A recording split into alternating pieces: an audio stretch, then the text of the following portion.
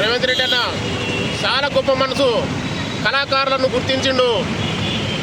ఈరోజు తెలంగాణకు ఎంతోమంది ముఖ్యమంత్రులు అయినరు. ప్రజల కోసం నిరంతరం పోరాటం చేసి ప్రజల కోసం పాట పాడిన గద్దరన్నని ఎవరు గుర్తించలేదు.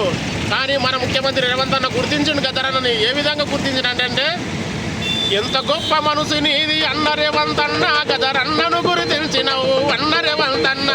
ఎంత గొప్ప మనసు నీది అన్న రేవంత్ అన్న, గద్దరన్నను గుర్తించినవు అన్న రేవంత్ అన్న.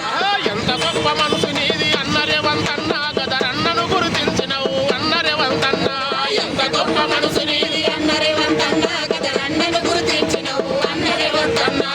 నందియా వాడు బదులు గద్దరన్న అవార్డంటివి, ట్యాంకు బాండు మీద అన్న విగ్రహం పెడుతంటివి, ఒక జిల్లక పేరంటివి, జిల్లక పేరంటివి, జిల్లక పేరంటివి. అరే ఎంత గొప్ప మనసు నీది అన్న రేవంత్ అన్న, వెలకట్టలేము ఎవరమో అన్న రేవంత్ అన్న. ఎంత గొప్ప మనసు నీది అన్న రేవంత్ అన్న, వెలకట్టలేము ఎవరమో అన్న రేవంత్ అన్న. ఎంత గొప్ప మనసు నీది అన్న రేవంత్ అన్న, వెలకట్టలేము ఎవరమో అన్న రేవంత్ అన్న. ఎంత గొప్ప మనసు నీది అన్న రేవంత్ అన్న, వెలకట్టలేము ఎవరమో అన్న రేవంత్ అన్న.